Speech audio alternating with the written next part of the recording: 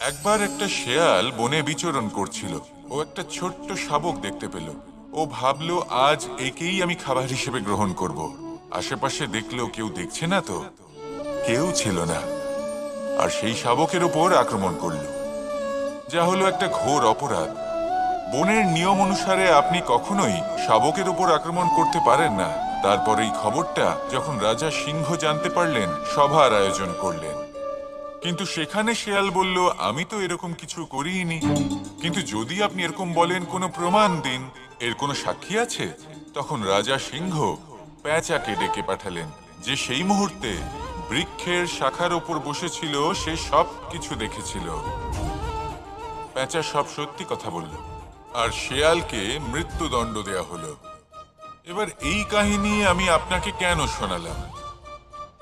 কারণ মানুষও কখনো কখনো এরকম কর্ম করেন যা শিয়াল করেছে। এটা ভাবেন কেউ দেখছে না, যখন আমি অনুচিত কর্ম করতেই পারি। কিন্তু না, আপনি যাই করুন না কেন, কেউ না কেউ অবশ্যই তা দেখছে। কোনো ব্যক্তি না হলেও কোনো প্রাণী, না হলে কোনো যক্ষ বা দেব বা প্রেত। যদি এনারা কেউ না দেখেন, তাহলে ধরিত্রী মাতা দেখেন, যেখানে দাঁড়িয়ে আপনি সেই কর্ম করছেন, তাই না?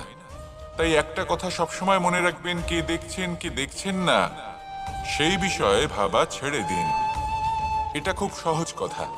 আপনি যদি উচিত কর্ম করেন, উচিত ফল পাবেন। যদি অনুচিত কর্ম করেন, তাহলে আপনি অনুচিত ফল অবশ্যই পাবেন। সেই জন্য উচিত পথে চলতে থাকুন, উচিত কর্ম করতে থাকুন, আর আমার সাথে ভালোবেসে বলুন, রাধা রাধা। সুখ, দুঃখ এবং শক্তি, এই তিন হলো এই সংসারের ত্রিদেবের মতো। আমাদের জীবনে যা কিছু ঘটছে, এই তিনটির ভিত্তির উপরেই হচ্ছে। আসলে এই সংসারের একটা নিয়ম আছে। যখনই আপনি কিছু লাভ করেন, এই সংসার আপনার পরীক্ষা নেয়।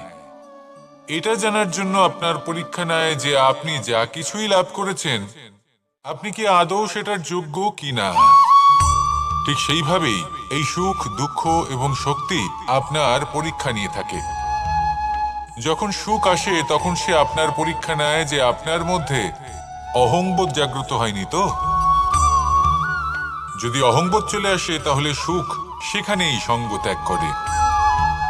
দুঃখ আপনার ধৈর্যের পরীক্ষা নিতে থাকে। আর যদি আপনার মধ্যে ধৈর্য না থাকে, তাহলে এটা আপনাকে আরো বেশি দুঃখের গভীর অন্ধকারে ঠেলে দেবে। সেখানে শক্তি পরীক্ষা নেয় আপনার বিনম্রতার। যদি আপনি বিনম্র না হন, তাহলে হয় এই শক্তি আপনার সঙ্গ ত্যাগ করবে, নয় এই শক্তি বিনম্রতার অভাবে আপনার পতনের কারণ হতে পারে। এই সংসারে যে কোনো ব্যক্তি যিনি এই পরীক্ষায় উত্তীর্ণ হয়ে থাকেন, এই জীবনে তিনি সাফল্য লাভ করেন। আসুন আমার সাথে ভালোবেসে বলুন, রাধা রাধা। আমি মনুষ্য রূপে জন্ম নিয়েছি এবং সমস্ত কর্ম এই রূপেই করেছি। কিন্তু আশ্চর্যের বিষয় হলো যে আজও মানুষ আসেন এবং হাত জোড় করে প্রার্থনা করেন যেন আমি ওনাদের সহায়তা করি। আপনাদের একটা কথা বলতে চাই, আমি সকলকে সাহায্য করতে পারবো না, কিন্তু আমি শিক্ষা অবশ্যই দিতে পারবো, জ্ঞান প্রদান করতে পারবো। এমন কিছু জ্ঞান যার ভিত্তিতে মানুষ যা চাইবেন তাই লাভ করতে পারবেন, যদি সঠিক কর্ম করতে থাকেন। যখন কংসের অসুররা গোকুলে ধ্বংসলীলা চালাচ্ছিলেন, তখন আমি কারোর থেকে সাহায্য চাইনি। আমি দাঁড়িয়েছিলাম এবং আমি তার বিরোধিতা করেছিলাম। সবাই বলেন যে আমি ছোট্ট একটা আঙুলে গোবর্ধন পর্বত তুলেছিলাম, কিন্তু আমি কি ওখানে একা ছিলাম? কখনোই নয়। আমার সাথে অসংখ্য গোকুলবাসী, অসংখ্য বর্ষণাবাসী ছিলেন, নিজের হাতে একটা লাঠি নিয়ে। ওনাদের মনোবল, ওনাদের আশীর্বাদ আমার সাথে ছিল।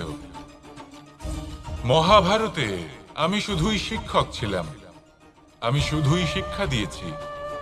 লক্ষ্য সাধন করেছে অর্জুনই, যুদ্ধ করেছে অর্জুনই এবং জয়ীও হয়েছে অর্জুনই।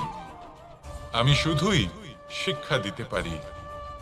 অবশেষে আপনাকে শুধু এটুকুই বুঝতে হবে যে ঈশ্বর সবকিছু করতে পারেন না, করতে হবে আপনাকে। ঈশ্বর আপনাকে আশীর্বাদ করতে পারেন, যে কাজ আপনি মন থেকে করবেন সেটা অবশ্যই পূরণ হবে। সেই জন্য নিজের লক্ষ্যের পথে এগোতে থাকুন, চেতনা, বিবেক এবং পরিশ্রমের দ্বারা আপনার যা যা স্বপ্ন আছে, যা লক্ষ্য আছে, আপনি অবশ্যই লাভ করবেন। আর এই মন সুপ্রসন্ন হয়ে বলবে, রাধা রাধা।